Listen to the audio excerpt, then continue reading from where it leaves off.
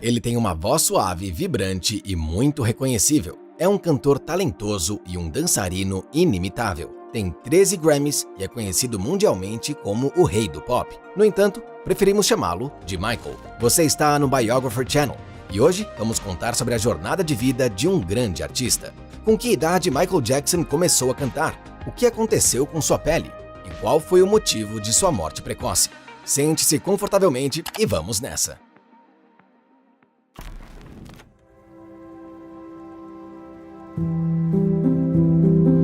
Michael Joseph Jackson nasceu em Gary, Indiana, em 29 de agosto de 58. Ele era o oitavo de 10 filhos de uma família afrodescendente da classe trabalhadora que morava em uma casa de 2 quartos na rua Jackson. A pequena cidade de Gary fica a 40 quilômetros do centro de Chicago, onde Joseph Walter Joe Jackson se estabeleceu aos 18 anos. Lá, ele encontrou sua futura esposa, Catherine Esther Jackson. O bisavô de Joe, July Jack Gale, era um batedor do exército dos Estados Unidos e médico nativo americano, de acordo com a tradição familiar. Depois de se casarem, Joe e Catherine se mudaram para uma casa de 2 quartos na esquina da rua Jackson com a Avenida 23. Joe, um aspirante a boxeador e músico que tocava guitarra em uma banda local de rhythm and blues, os Falcons, percebeu que sustentar sua família devia ser sua prioridade. Para cuidar de sua crescente família, conseguiu um emprego como soldador e operador de guindaste na US Steel. Às vezes, tinha até 3 empregos ao mesmo tempo.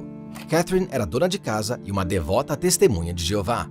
Sendo cantora e pianista aspirante a artista country, enquanto trabalhava meio período na Sears, incentivou os talentos musicais de seus filhos. Michael cresceu em uma casa com 3 irmãs, Rebby, Latoya e Janet, e 5 irmãos, Jackie, Tito, Jermaine, Marlon e Randy. Um 6º irmão, gêmeo de Marlon, chamado Brandon, morreu logo após o nascimento. Michael está envolvido com a música desde a infância. A gente era uma família que cantava o tempo inteiro. Os móveis saíam da sala e a gente dançava. A gente fazia competição de composição enquanto lavava a louça, fazia faxina. A música era o nosso destino. Seu pai Joe tinha um violão, que nunca permitia que ninguém tocasse. Um dia, o irmão de Michael, Tito, quebrou essa regra e acidentalmente quebrou uma corda. Ele se escondeu do pai por muito tempo, temendo o castigo. Mas quando ele soube o que havia acontecido, exigiu que Tito mostrasse a ele o que sabia tocar. Enquanto Tito tocava, Joe teve a ideia de criar um grupo familiar junto com as crianças.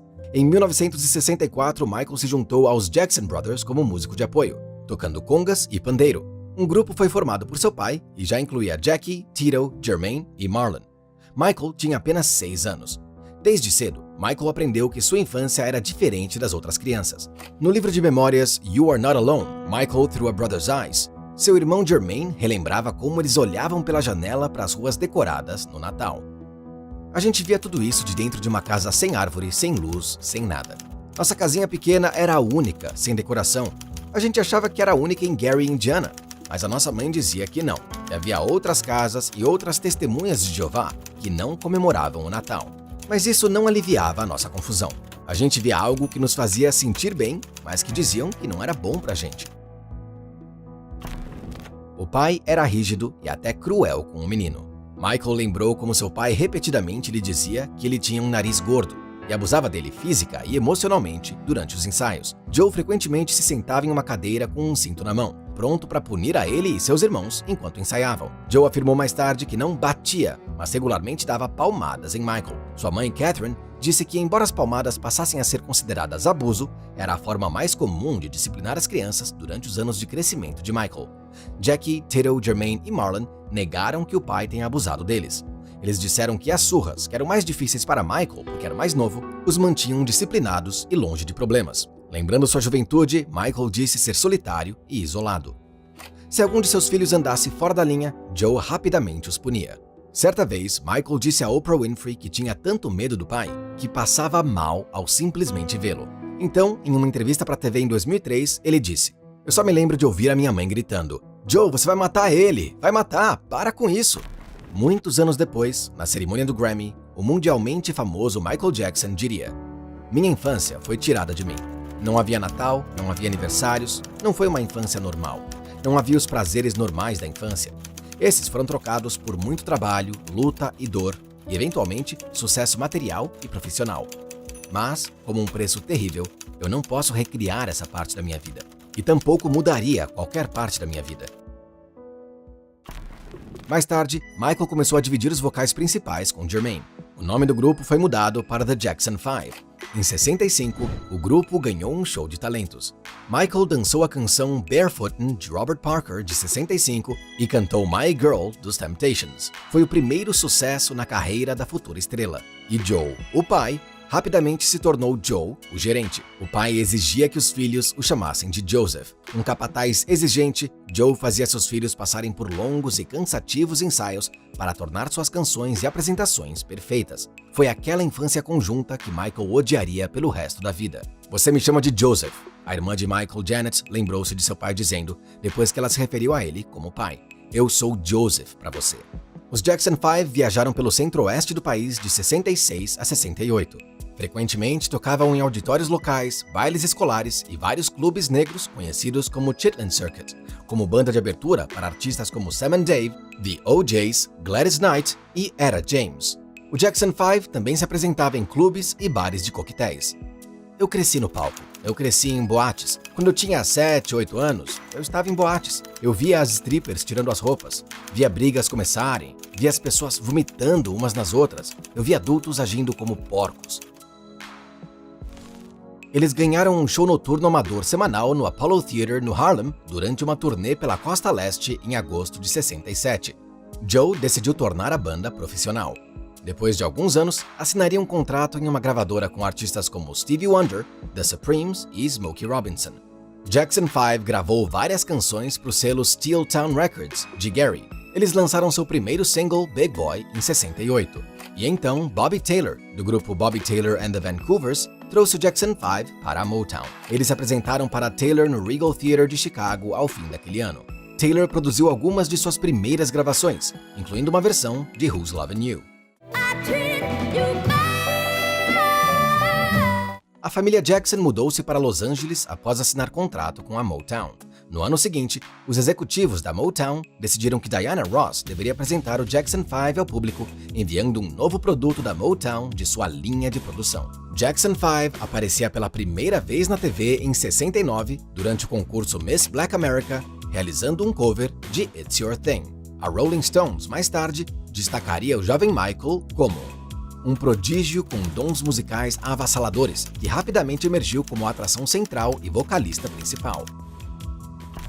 I Want You Back se tornou a primeira música do Jackson 5 a atingir o primeiro lugar nas 100 mais da Billboard dos Estados Unidos em janeiro seguinte. O primeiro álbum da banda, Diana Ross Presents The Jackson 5, chegou às paradas em dezembro de 69. Mais 3 singles lideraram as paradas depois disso: ABC, The Love You Save e I'll Be There. Após a decolagem do Jackson 5 em maio de 71, a família Jackson mudou-se para uma grande casa em Havenhurst, uma propriedade de 2 acres em Encino, Califórnia. Por vários anos, mantiveram uma agenda lotada de turnês e gravações sob a supervisão de Gordy e sua equipe da Motown. O grupo se tornou tão popular que até teve um desenho animado, exibido de 71 a 72.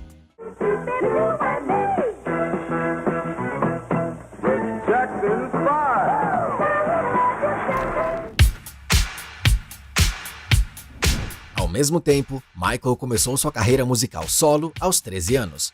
Aos 14, lançou o álbum Ben, que apresentava a balada homônima sobre um rato, o primeiro single solo número 1 de Michael Jackson. Jackson passou de artista infantil a ídolo adolescente. Entre 72 e 75, lançou 4 álbuns de estúdio solo com a Motown: Got to Be There, Ben, Music and Me e Forever Michael. As faixas título dos 2 primeiros álbuns solo, Got to Be There e Ben, venderam bem como singles, assim como o cover de Rockin' Robin, de Bobby Day.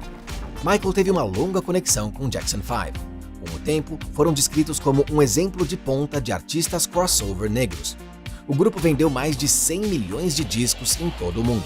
E a performance de Jackson de seu single Dancing Machine, no programa de TV Soul Train, popularizou a dança do robô.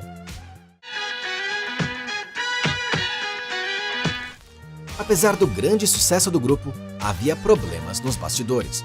As tensões aumentaram sobre a gestão das carreiras dos filhos. Os Jacksons queriam mais controle criativo sobre seu material.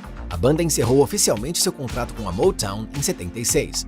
No entanto, Jermaine seguiu com a gravadora para continuar sua carreira solo. Jackson 5 assinou o contrato com a Epic Records e mudou o nome para The Jacksons. E então, o irmão mais novo, Randy, se juntou ao grupo. Os Jacksons continuaram a fazer turnês pelo mundo e lançaram 6 álbuns entre 76 e 84. Michael, sendo o compositor da banda na época, escreveu canções como Shake Your Body Down to the Ground, This Place Hotel e Can You Feel It? Então, em 77, um adulto Michael Jackson mudou-se para Nova York para estrelar O Mágico Inesquecível, filme musical dirigido por Sidney Lumet. Foi fácil e agradável para Jackson trabalhar no filme, pois memorizou muito bem os passos de dança. A coreografia complexa não o intimidou. Mas, como se viu, seu talento se tornou um problema. Dizem que durante as filmagens, Diana Ross, que interpretava Dorothy, chamou Jackson de lado e explicou que ele a colocou em maus lençóis, porque aprendeu acordes de dança muito rapidamente. Depois disso, Jackson teve que fingir ser um dançarino pior que ela. Apesar disso, ele manteve uma boa relação com Ross. O filme, aliás, foi um fracasso de bilheteria, embora tenha recebido 4 indicações ao Oscar. Mas não é isso que importa. Quincy Jones foi responsável por arranjar a trilha do filme, e a união deles foi um evento importante para Michael. Era ele que mais tarde produziria 3 discos solo do músico.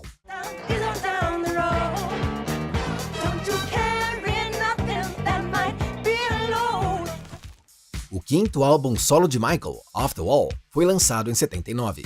A resposta extremamente positiva ao álbum também ajudou a banda dos Jacksons. Triumph foi lançado um pouco mais tarde. Vendeu mais de 1 milhão de cópias e os irmãos fizeram uma grande turnê para divulgar o disco. Ao mesmo tempo, Michael continuou a procurar novas formas de se desenvolver. O lançamento se tornou o primeiro grande sucesso de Michael como artista solo. Enquanto isso, Michael entrou em uma situação desagradável que o mudou para sempre, após o lançamento de Off the Wall. Durante um programa de dança, ele caiu e quebrou o nariz. A rinoplastia levou a problemas respiratórios que mais tarde afetariam sua carreira. Foi provavelmente sua primeira cirurgia plástica. Ele se consultou com Stephen Hoffman, que faria cirurgias posteriores de Jackson. E com o tempo, a aparência familiar da estrela começava a mudar. Em diversas entrevistas, Michael negou ter feito qualquer outra cirurgia, exceto no nariz.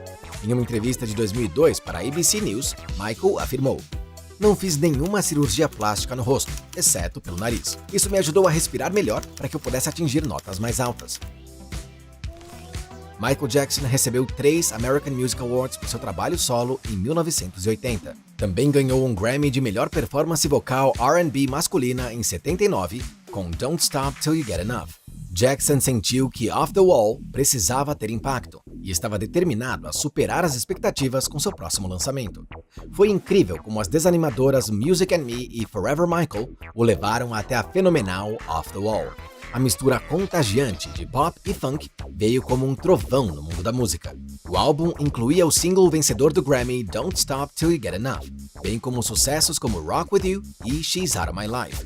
Aliás, desde o início dos anos 80, o artista recebeu a maior taxa de royalties da indústria fonográfica. Ele recebia 37% dos lucros da venda dos álbuns. Mas esse ainda não era o auge da carreira de Michael.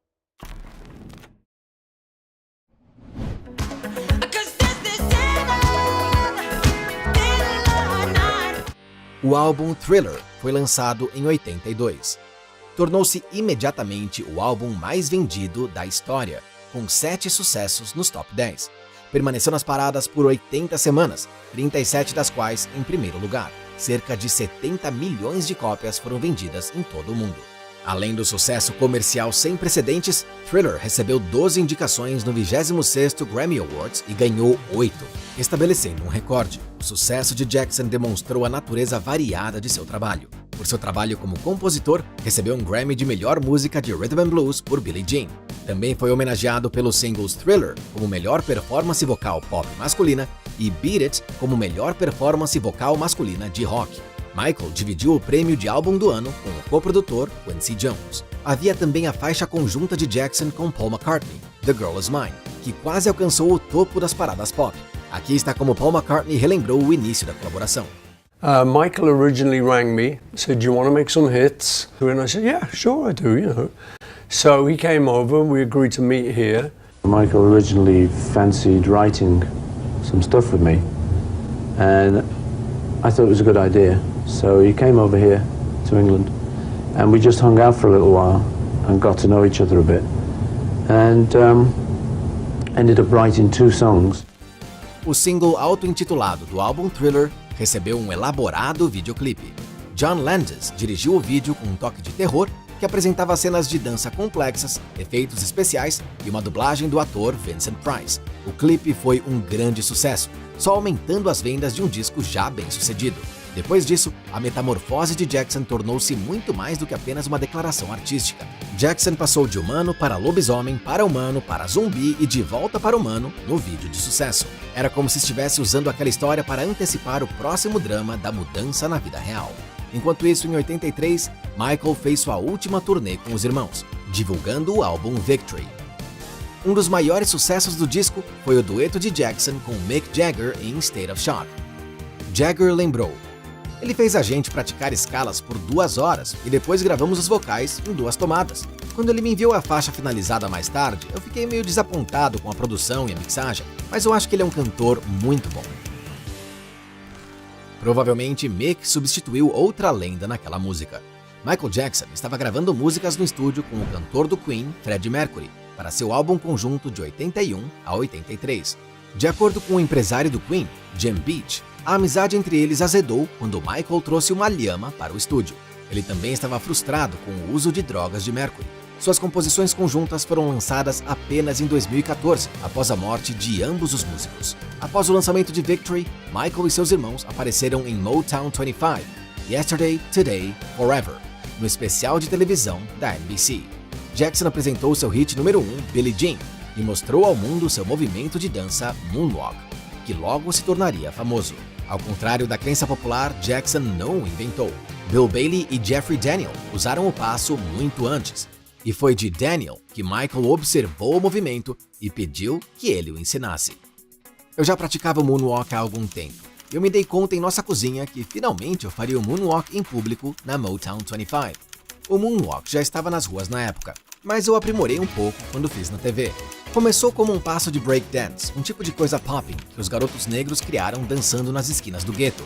E então eu disse: essa é a minha chance de fazer isso. Michael manteve isso em sua mente como um as na manga. Ele cuidadosamente encontrou o momento e o mostrou ao público.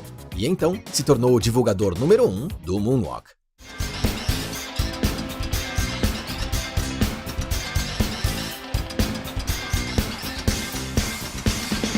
Ele costumava usá-lo bastante, e depois dirigiu a dança para o videoclipe de outro hit do álbum, Beat It.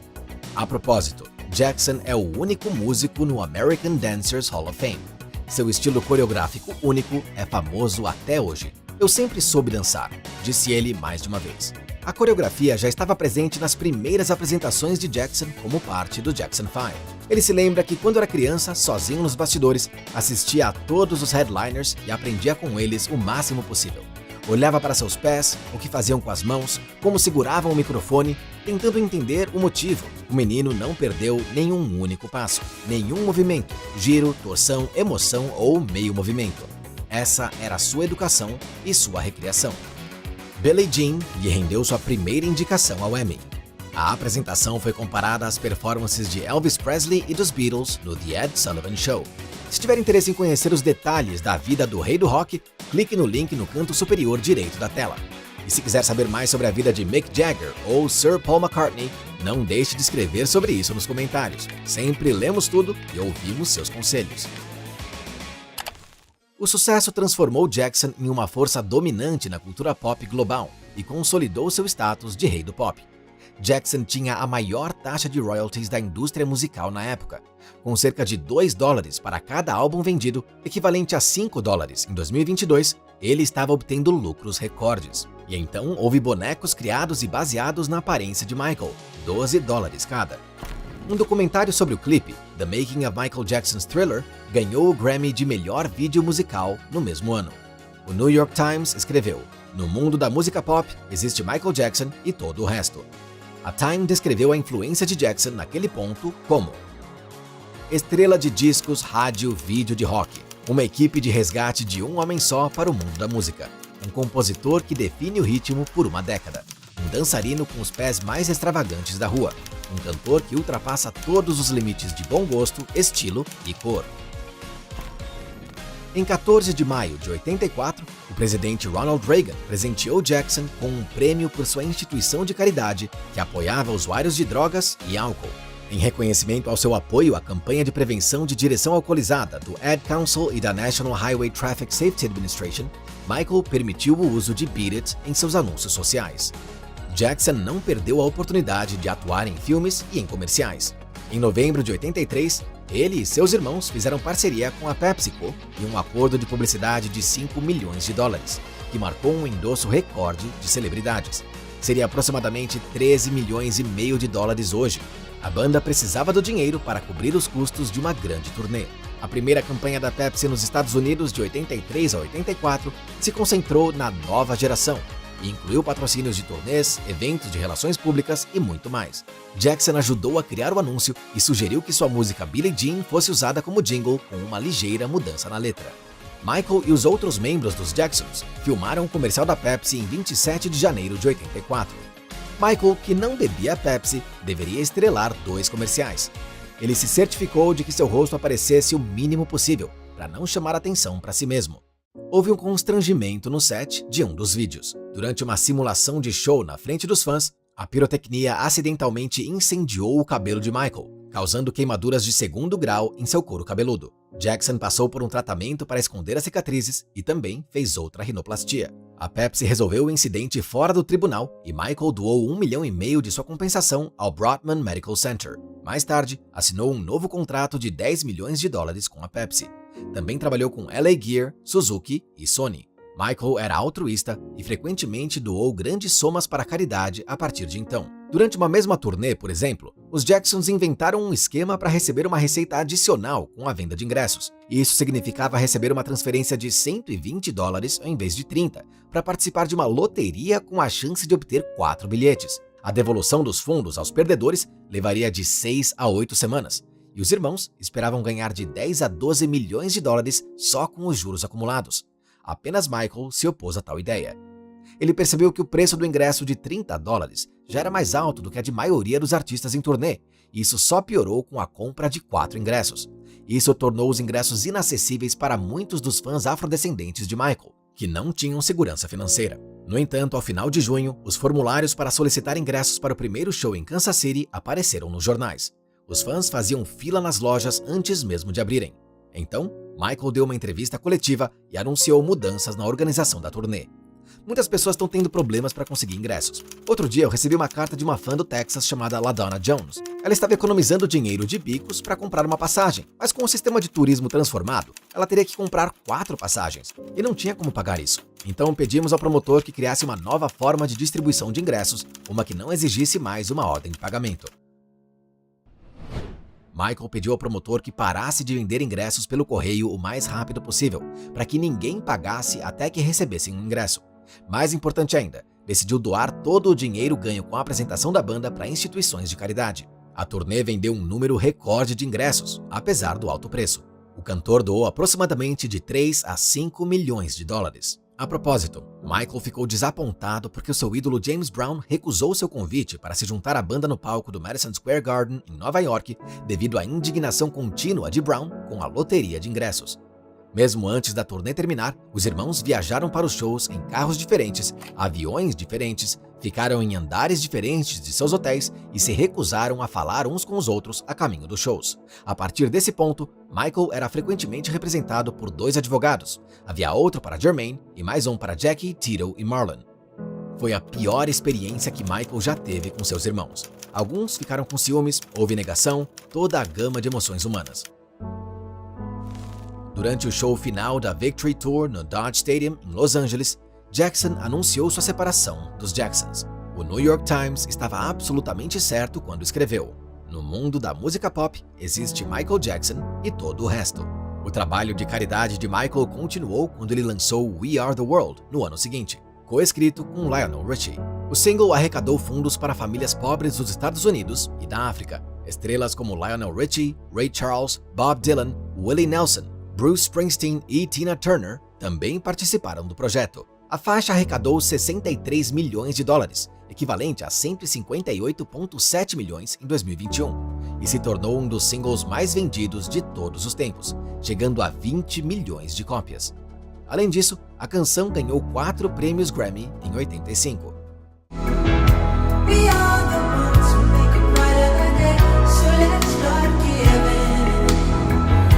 Jackson doou 455 mil dólares para a United Negro College Fund, de 85 a 90. Todos os lucros de seu single Man in the Mirror foram para a caridade. Nesse ponto, a saúde de Michael começou a piorar. Em sua juventude, a pele de Jackson era de um tom médio, mas em meados da década de 80, gradualmente se tornou pálida. A mudança recebeu muita cobertura da mídia, incluindo rumores de que ele branqueou sua pele. Seu dermatologista Arnold Klein disse que em 83 Jackson o procurou para tratamento de acne. O médico reconheceu lúpus na primeira vez que se encontraram. Ele fez uma biópsia e diagnosticou Michael com lúpus eritematoso. Ao mesmo tempo, ele observou vitiligo em Jackson, uma doença caracterizada por áreas da pele que perdem seu pigmento e sensibilidade à luz solar. Uma vez em uma entrevista, Michael disse que havia começado após o lançamento de Thriller. Naquela época, ele não sabia o que era. Inicialmente, Jackson tentou cobrir suas manchas de vitiligo com maquiagem escura, porque achava que sua aparência prejudicaria sua carreira. Na época, tentou esconder as manchas de cores irregulares. Os cremes clareavam ainda mais sua pele, e ele podia parecer muito pálido com maquiagem. Michael disse que não clareou a pele de propósito e não conseguiu controlar o vitiligo. A mídia afirmou que Jackson queria intencionalmente uma pele mais clara e que havia reduzido o nariz e os lábios, aparentemente tentando parecer mais europeu.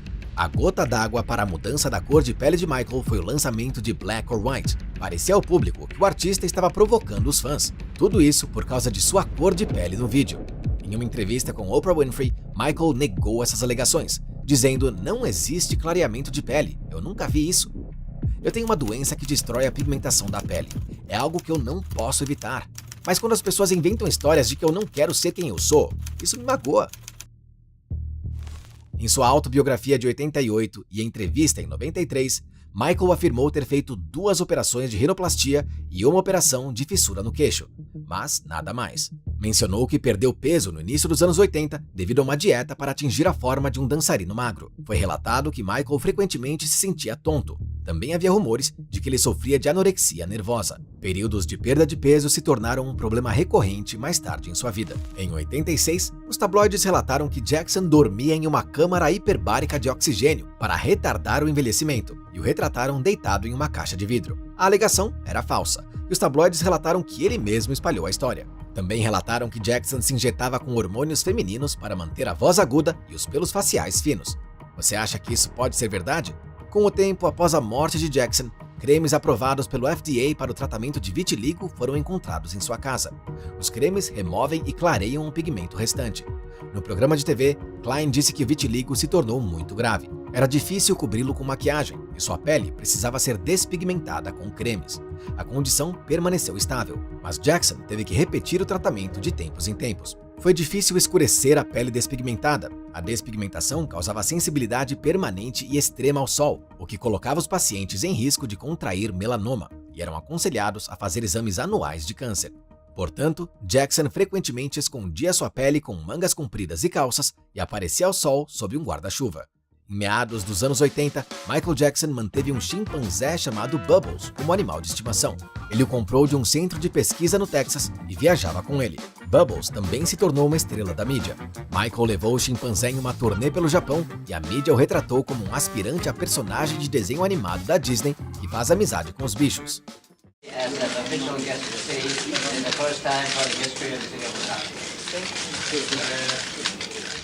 Bubbles morava na casa da família Jackson em Encino, Los Angeles, mas depois mudou-se para sua casa no rancho Neverland em 88. Ele dormia em um berço no quarto de Jackson, usava o banheiro de Jackson e comia os doces de Jackson no cinema Neverland. Em 2003, Bubbles havia se tornado um chimpanzé adulto, grande e agressivo, inadequado como animal de estimação, assim como muitos chimpanzés em cativeiro, e foi enviado para um treinador de animais na Califórnia. Ao mesmo tempo, Jackson trabalhava com George Lucas e Francis Ford Coppola no filme 3D de $30 milhões e 17 minutos, Captain EO. Lucas era o roteirista e Coppola, o diretor. Foi concluído em 86 e exibido com efeitos adicionais de lasers, fumaça e muito mais na Disneylândia e no Epcot Center, e mais tarde na Disneylândia de Tóquio e da Europa, até o fim dos anos 90. A Disney queria mudar a voz de Michael, porque acharam sua voz muito aguda e temiam que as pessoas não o levassem a sério. O cantor não sabia da decisão, até descobrir que Lucas havia vetado.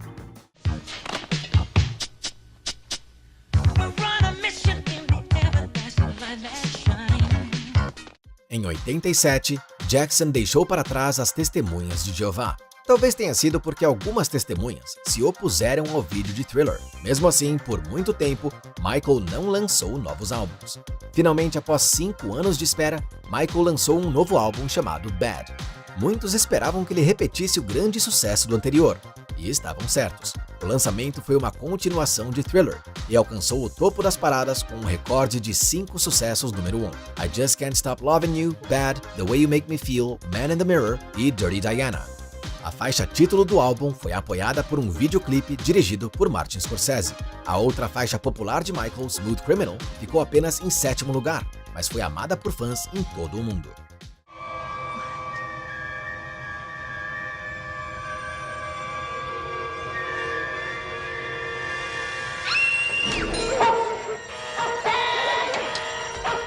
Bad foi um sucesso e muito aclamado pela crítica. O álbum ganhou o Grammy de 88 de melhor gravação não clássica e o Grammy de 90 de melhor vídeo musical curta-metragem para Leave Me Alone. Michael recebeu o prêmio de realização no American Music Awards graças ao número recorde de singles número 1 e ao status de primeiro álbum a liderar as paradas em 25 países. Bad se tornou o álbum mais vendido em todo o mundo em 87 e 88. A turnê mundial de Bad durou quase 1 ano e meio, teve 14 shows esgotados no Japão e estabeleceu um novo recorde de público, 570 mil pessoas, quase 3 vezes o resultado anterior. E tendo reunido 504 mil ouvintes para 7 shows esgotados no estádio de Wembley, estabeleceu um novo recorde mundial do Guinness. Em uma entrevista, Michael argumentou: "Minha filosofia é, se você quer tornar o mundo um lugar melhor, olhe para si mesmo e faça uma mudança. As pessoas não se olham honestamente, não se olham e apontam o dedo. É sempre os outros caras que brigaram ou outra pessoa deveria mudar. Olhe para si mesmo, faça o melhor de si mesmo." Ele percorreu um longo caminho, passou por muitas mudanças internas e externas, colocou essa ideia no lançamento.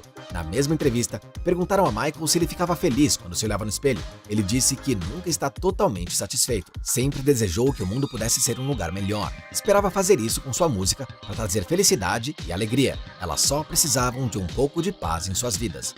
Michael lançou sua autobiografia Moonwalk também em 88. O livro vendeu mais de 200 mil cópias e alcançou o topo da lista dos mais vendidos do New York Times. Ele escreveu sobre sua infância, o Jackson 5 e o abuso de seu pai. Atribuiu sua mudança de aparência a 3 cirurgias plásticas: puberdade, perda de peso, dieta vegetariana estrita, mudança de penteado e até iluminação de palco. Ao visitar Paris durante a turnê, Michael foi premiado com a Medalha Vermeille da cidade de Paris pelo prefeito na época, Jacques Chirac.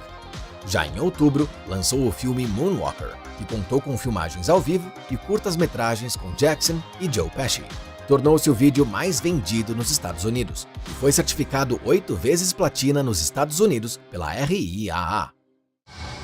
Los Angeles, I got San Francisco, I got heroin, I got speed.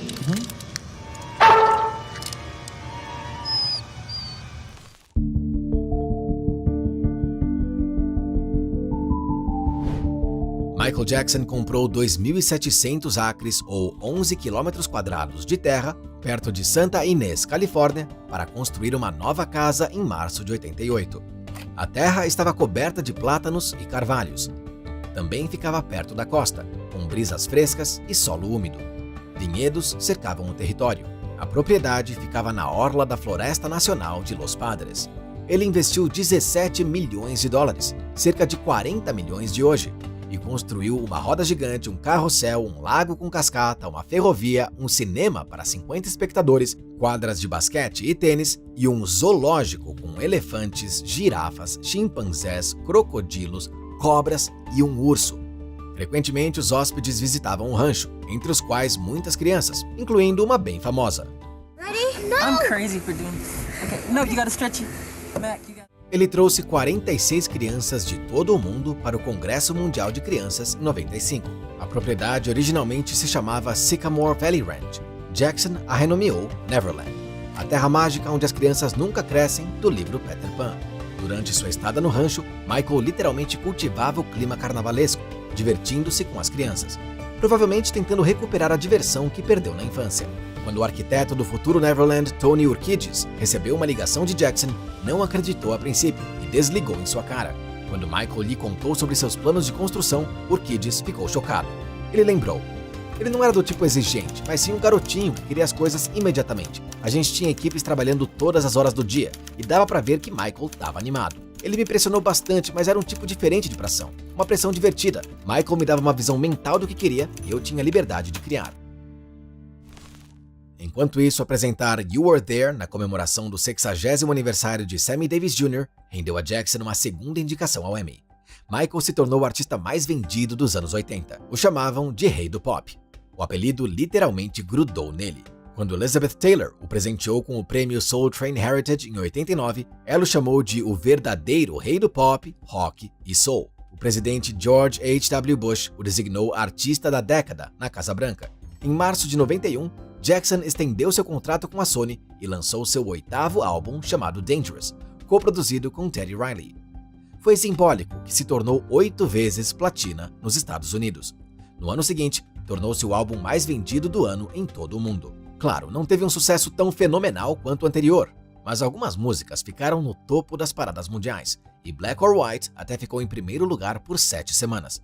A propósito, o videoclipe dessa música, dirigido por Landis, incluía a participação do astro infantil Macaulay Culkin. As ações de Michael nos últimos minutos do vídeo causaram alguma polêmica, parecendo para os espectadores como gestos sexuais. Isso surpreendeu a muitos, mas foi apenas a premissa de um escândalo crescente.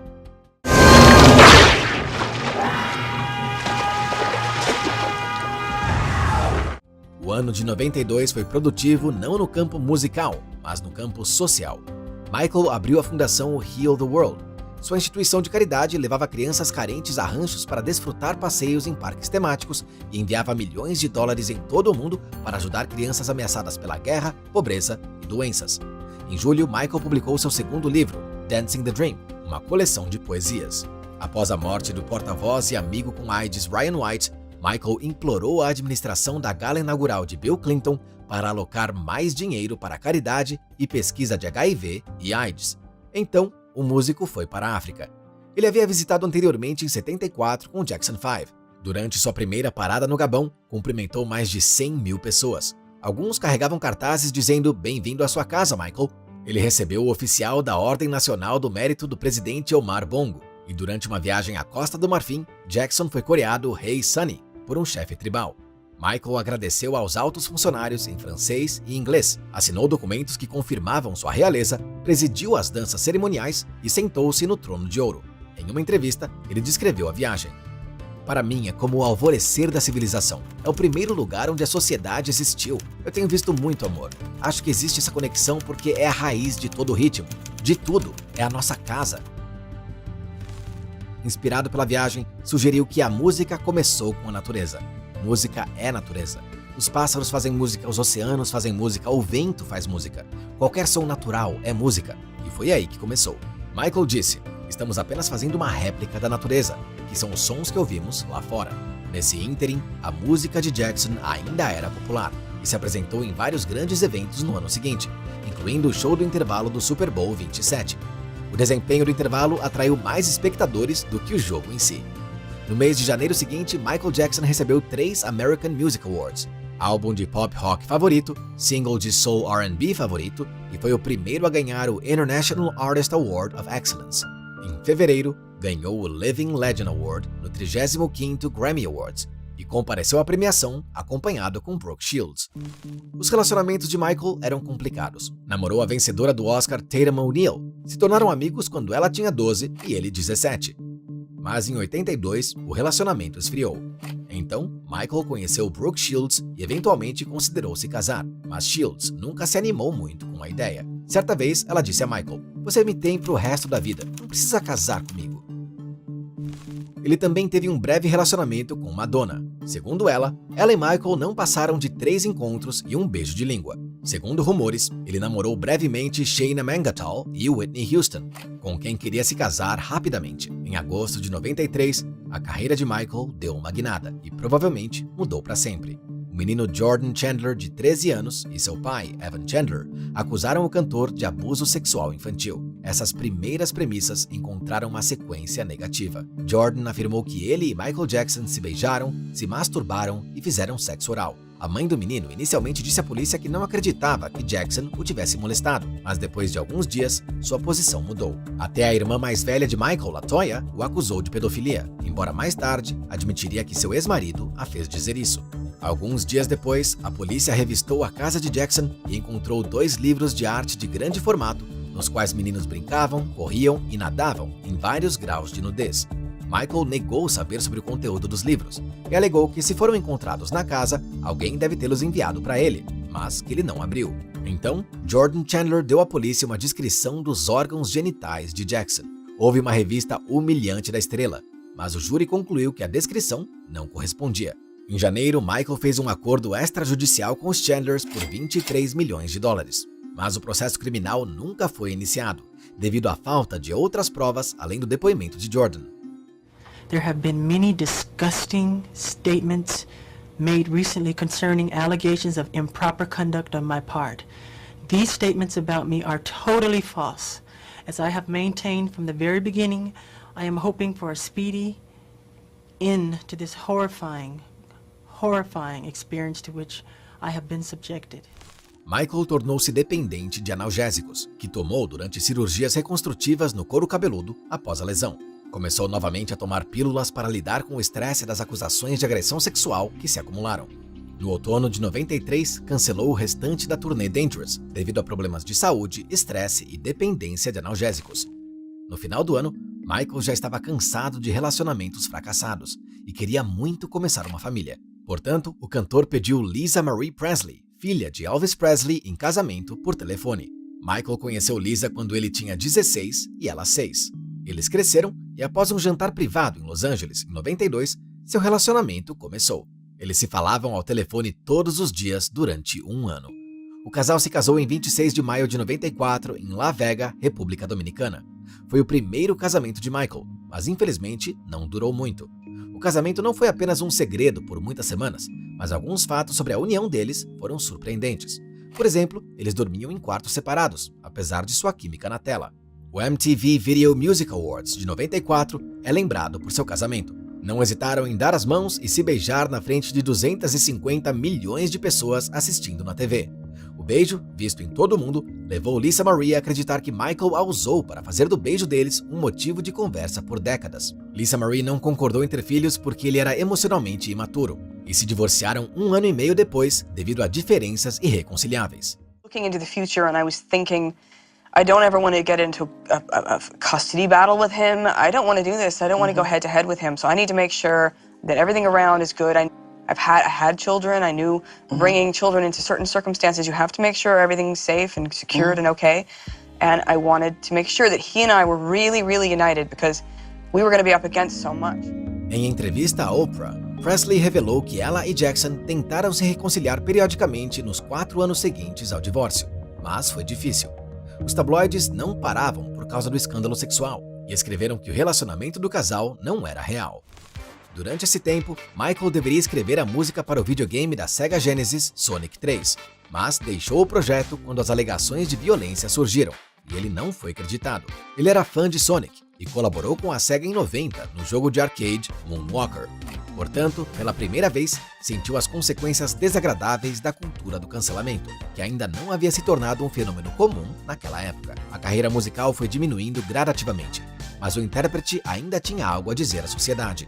Em 95, Michael lançou o álbum duplo History, Past, Present and Future, Book 1. Nele, o primeiro disco, History Begins, foi um álbum de grandes sucessos, exclusivamente com novas composições, enquanto alguns covers estavam no segundo, History Continues. O álbum se tornou o lançamento de vários discos mais vendidos de todos os tempos. Também foi indicado ao Grammy na categoria Álbum do Ano.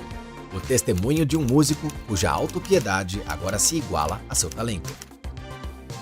o álbum gerou 2 sucessos: You Are Not Alone, que estreou imediatamente em primeiro lugar nas paradas, atingindo assim o livro Guinness, e seu dueto com a irmã mais nova Janet, Scream, que se tornou um protesto contra o tratamento duro da mídia a Jackson durante as acusações. O videoclipe de Scream na nave espacial, que custou um recorde de $7 milhões para ser produzido, rendeu outro Grammy para Michael Jackson pelos efeitos incríveis.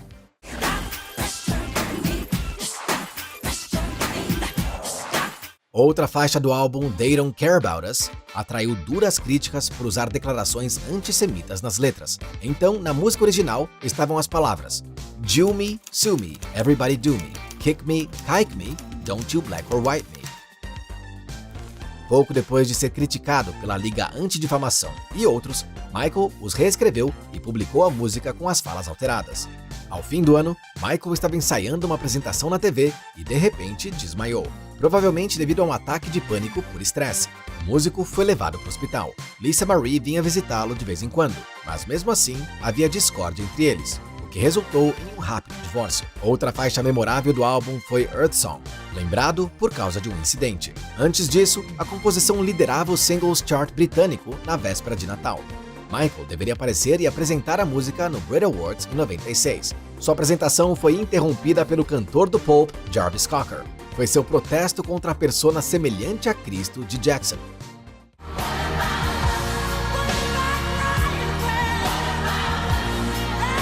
Michael chamou aquela incursão na cena de nojenta e covarde. O artista realizou uma turnê de divulgação do álbum, visitando 35 países e 58 cidades e fazendo 82 shows. Foi sua turnê mais concorrida. Durante uma visita a Sydney, o artista se casou com Debbie Rowe no Sheraton-on-the-Park Hotel.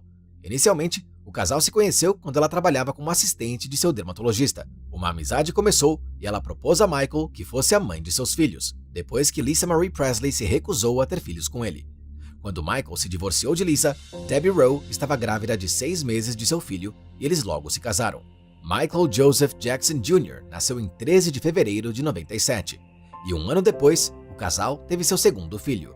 A menina Paris Michael Catherine Jackson nasceu em 3 de abril de 98. Michael Joseph Jackson Jr., mais tarde, ficou conhecido como o Príncipe. Uma equipe de 6 babás e 6 enfermeiras cuidou do menino nos primeiros meses. Debbie, que se dizia uma pessoa reservada e raramente dava entrevistas, ficou impressionada com a publicidade e popularidade que recebeu após seu casamento com Jackson. Insatisfeita com o acordo, Rowe pediu o divórcio em 8 de outubro de 99 e deu a Michael toda a custódia dos filhos. Mais tarde, ela devolveria esses direitos. Em 97, Michael lançou Blood on the Dance Floor, History in the Mix, que continha apenas 5 novas canções e era um álbum cheio de remix de singles de History. Naquela época, Michael Jackson ainda era uma figura significativa no mundo da música pop, mas o declínio já se fazia sentir. Bem, as melhores músicas se escrevem sozinhas. Você não pede por elas, elas simplesmente caem do seu lado. E aí tem aquelas músicas que você meio que incuba. Sabe, você planta a ideia, deixa o subconsciente seguir o seu curso e com o tempo você espera que algo aconteça. Geralmente acontece. Michael trabalhou em seu 10º álbum solo Invincible, que custou $30 milhões para gravar, de outubro daquele ano a setembro de 2001. Ele não parou de participar de movimentos e projetos de caridade. Em junho de 99, se juntou a Luciano Pavarotti no concerto beneficente War Child em Modena, Itália. O programa arrecadou $1 milhão para refugiados da Guerra do Kosovo e fundos adicionais para crianças na Guatemala. No mesmo mês, Jackson organizou a série de concertos beneficentes Michael Jackson and Friends na Alemanha e na Coreia. Os rendimentos foram para a Nelson Mandela Children's Fund, a Cruz Vermelha e a Unesco. No ano seguinte, o livro Guinness homenageou Michael por ajudar 39 organizações, mais do que qualquer outro artista. Após os ataques de 11 de setembro de 2001, Jackson ajudou a organizar o show beneficente United We Stand, What More Can I Give?, no RFK Stadium, em Washington, em 21 de outubro daquele mesmo ano. Ao final, Jackson cantou a faixa de mesmo nome. What More Can I Give foi escrita especialmente por Michael para a caridade, com contribuições de Mariah Carey, Nick Carter, Beyoncé, NSYNC, Celine Dion, Usher e muitos outros.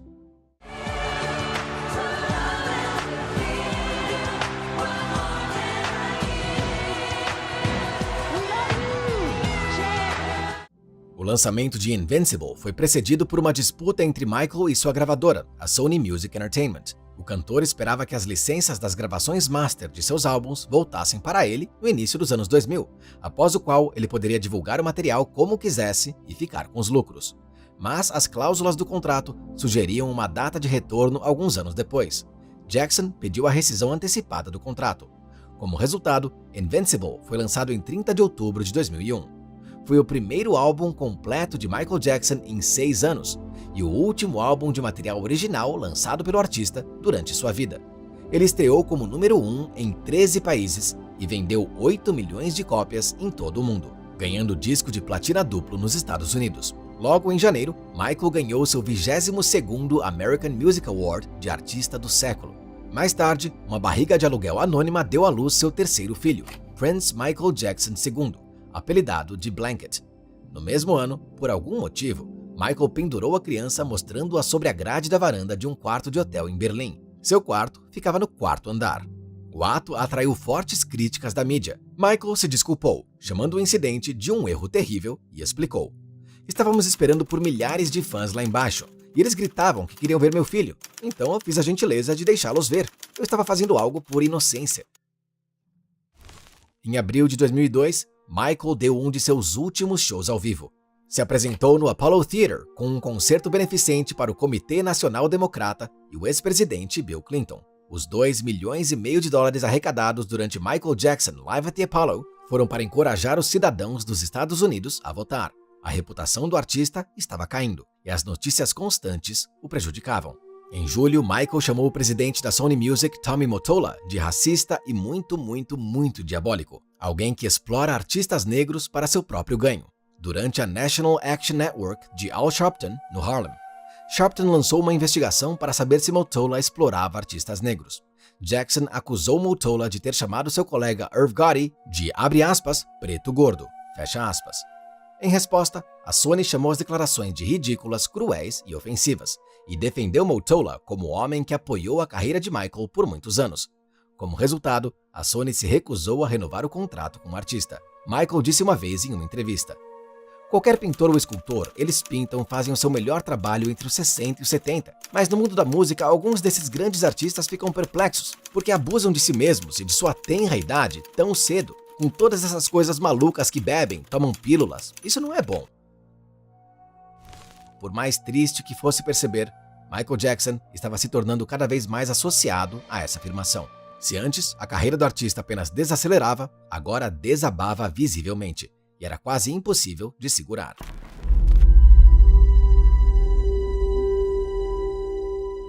Desde maio daquele ano, Michael Jackson vinha sendo filmado para o documentário Living with Michael Jackson.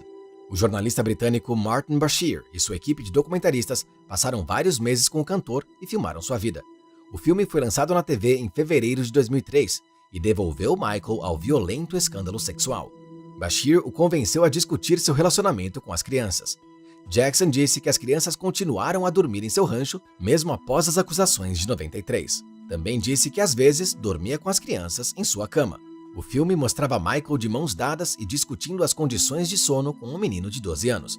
Ele respondeu que não via nada de errado em organizar pernoites com menores. "Por que você não pode dividir uma cama? Essa é a coisa mais amorosa a se fazer, dividir a sua cama com alguém."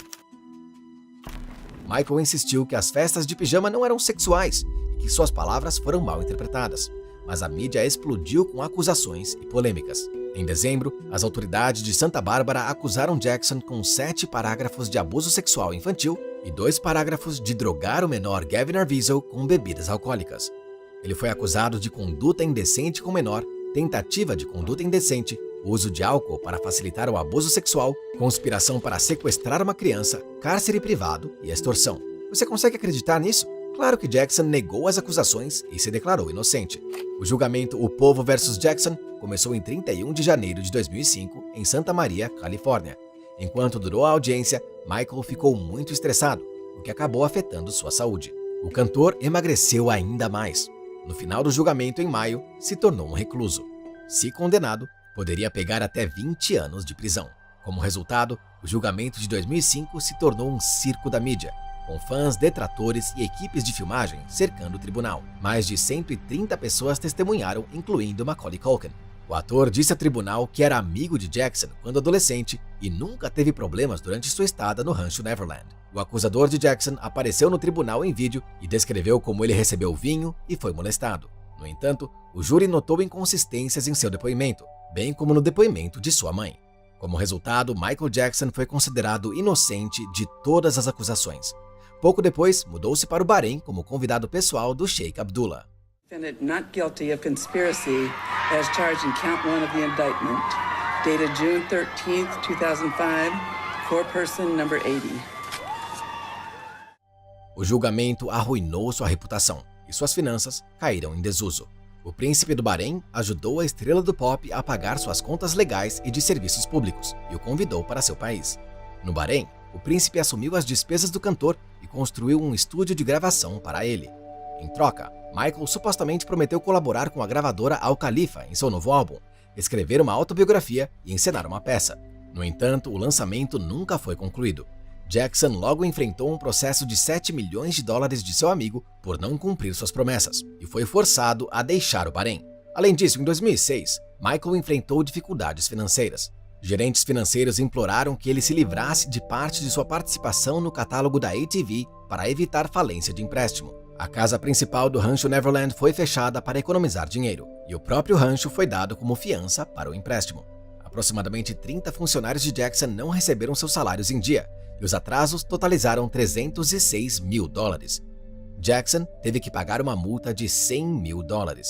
Em novembro de 2006, Jackson convidou a equipe de filmagem do Access Hollywood para o estúdio em Westmeath, e a MSNBC relatou que Michael estava trabalhando em um novo álbum com a produção de will.i.am.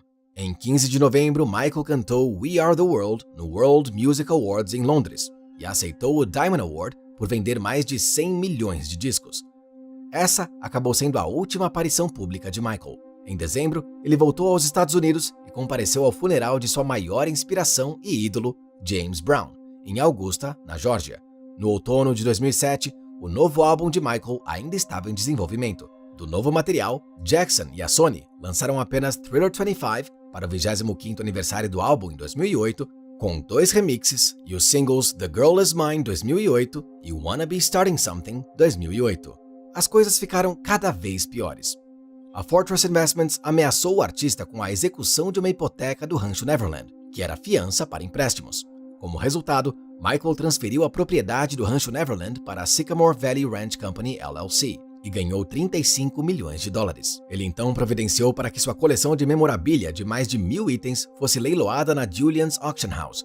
Em março de 2009, em meio a rumores financeiros e de saúde, Michael anunciou uma série de shows de retorno de This Is It na O2 Arena. Os shows seriam seus primeiros desde a History World Tour de 97. Jackson planejava apresentar seus últimos shows e se aposentar depois disso. O plano original era fazer 10 shows em Londres e talvez mais em Paris, Nova York e Mumbai. Os organizadores esperavam receber cerca de $50 milhões, mas a base de fãs de Michael acabou sendo surpreendentemente forte. Michael cancelou o leilão na véspera da primeira exibição pública da coleção de itens. Ele já havia faturado cerca de $200 a $300 milhões com as pré-vendas de uma série de 10 shows que deveriam acontecer apenas em Londres. Apesar de todas as alegações e histórias de comportamento bizarro, Jackson continuou sendo uma figura de grande interesse. Todos os ingressos para os próximos shows foram vendidos apenas nas primeiras 4 horas. Mas, infelizmente, nenhum deles estava destinado a acontecer. Após se mudar para Los Angeles, Jackson ensaiou diligentemente, tentando aperfeiçoar o programa do show. Mas 3 semanas antes do primeiro show This Is It, em 25 de junho de 2009, Michael Jackson faleceu de parada cardíaca, causada por uma overdose de propofol e benzodiazepínico. Conrad Murray, seu médico pessoal, deu a Jackson vários medicamentos para ajudá-lo a dormir em sua mansão alugada em Holmby Hills. Tentaram salvá-lo no caminho para o Ronald Reagan UCLA Medical Center e por mais de 1 hora após chegarem lá, mas não tiveram sucesso. O músico faleceu aos 50 anos de uma overdose de propofol. Of our viewers, both the Los Angeles Times and CBS News are both now reporting that Michael Jackson has died. A notícia de sua morte se espalhou rapidamente pela web, fazendo com que muitos sites caíssem e travassem devido ao fluxo de usuários. Google, AOL, Twitter e Wikipedia mal carregavam. Além disso, o tráfego na web aumentou entre 11% e 20%. A MTV e a BET exibiram maratonas de videoclipes e shows especiais de Jackson. O memorial de Jackson foi realizado em 7 de julho no Staples Center, em Los Angeles, precedido por um velório religioso privado no Forest Lawn Memorial Park's Hall of Liberty. Mariah Carey, Stevie Wonder, Lionel Richie, Jennifer Hudson e Shaheen Jafargali se apresentaram no memorial, e Smokey Robinson e Queen Latifah discursaram. Al Sharpton foi aplaudido de pé quando disse aos filhos de Jackson: "Não havia nada de errado com seu pai. Era estranho o que seu pai tinha que lidar, mas ele lidou com isso de qualquer forma." A filha de 11 anos de Jackson, Paris Catherine, falando publicamente pela primeira vez, chorou ao se dirigir à multidão. O corpo de Jackson foi enterrado em 3 de setembro de 2009 no Forest Lawn Memorial Park em Glendale, Califórnia. Com o tempo, as discussões sobre a morte do rei do pop levantaram cada vez mais dúvidas sobre sua causa. Houve muitas perguntas ao médico pessoal, Dr. Conrad Murray. Por causa dele, Michael tomava sedativos que o ajudavam a dormir à noite. Murray disse à polícia que acreditava que Jackson havia desenvolvido um vício particular em Propofol, que Jackson chamava de seu leite. Murray injetou Propofol por via intravenosa à noite em doses de 50 mg e tentou afastar a estrela pop da droga. Uma investigação policial revelou que Murray não tinha licença para prescrever os medicamentos mais controlados no estado da Califórnia. As medidas tomadas para salvar Jackson também estavam sob escrutínio. As evidências indicaram que um padrão de administração segura de Propofol não foi alcançado. O equipamento recomendado para monitoramento do paciente, dosagem precisa e ressuscitação não estava disponível. Como resultado, a morte de Jackson foi considerada homicídio. Em 7 de novembro de 2011, Murray foi considerado culpado de homicídio culposo, recebendo uma pena máxima de prisão de 4 anos. Na época, a influência póstuma de Michael Jackson no mundo e na cultura continuava, e nem pensava em diminuir. Após sua morte, foi descrito em várias biografias. Todas as dívidas de Michael foram pagas graças a seu investimento anterior no catálogo de músicas da Sony ATV. Incluía os direitos de publicação de canções de pesos pesados da indústria, como os Beatles, Rolling Stones e Taylor Swift. Além disso, foram lançados 2 álbuns póstumos, Michael, em 2010, e Escape, em 2014, que incluíam faixas inéditas. A desenvolvedora de videogames Ubisoft lançou um videogame musical apresentando Jackson para a temporada de férias de 2010, Michael Jackson The Experience. Em abril de 2011, Mohammed Al-Fayed, presidente do Fulham Football Club, inaugurou uma estátua de Jackson ao lado de fora do estádio Craven Cottage do clube. Em outubro de 2011, a companhia de teatro Cirque du Soleil lançou o espetáculo Michael Jackson The Immortal World Tour, com um show permanente em Las Vegas. Em maio de 2013, um show de circo maior e mais teatral, Michael Jackson One, foi inaugurado no Teatro Reformado do Resort Mandalay Bay. Ele foi homenageado póstumamente com o Prêmio Legado da Fundação Elizabeth Taylor contra a AIDS de 2018 por serviço humanitário, com os filhos Paris e Prince Michael aceitando em seu nome. As alegações de agressão sexual contra Jackson ressurgiram no início de 2019, com Deixando Neverland, no Festival de Cinema de Sundance e mais tarde na HBO. O documentário de 4 horas apresentou os flashbacks de 2 homens que descreveram como a estrela do pop os atraiu para sua órbita quando eram meninos, ganhando a confiança de seus pais antes de forçá-los a atos sexuais em quartos de hotel e em seu rancho Neverland. O documentário atraiu fortes críticas dos apoiadores de Jackson, que apontaram que os 2 homens haviam testemunhado anteriormente que nenhuma violência havia ocorrido. Enquanto isso, o espólio de Jackson chamou os 2 acusadores de perjuros em série e entrou com um processo de $100 milhões contra a HBO. Para ser honesto, teria sido melhor não retomarem esse tópico. Michael Jackson definiu tendências, mudou o estilo de gerações e impactou o gênero R&B. Seu protegido Usher, o jovem Justin Bieber, Bruno Mars, The Weeknd e até Beyoncé foram inspirados por ele. Michael alcançou popularidade mundial e sucesso financeiro graças ao trabalho árduo e à dedicação ao que amava. Infelizmente, faleceu cedo demais, antes que pudesse terminar o planejado. Mas no coração dos fãs, permanecerá para sempre o rei do pop. Se você quiser saber mais sobre o que levou à morte de Michael Jackson, clique nesse ícone. Você descobrirá se a morte dele foi um assassinato e se ele poderia fingir sua morte. Que drogas mataram a estrela? E sua morte prematura poderia ter sido evitada? Clique no link e assista. E esse é o fim do nosso vídeo. Obrigado por assistir até o final e dê um like se achou interessante. Este foi o Biographer. Até a próxima!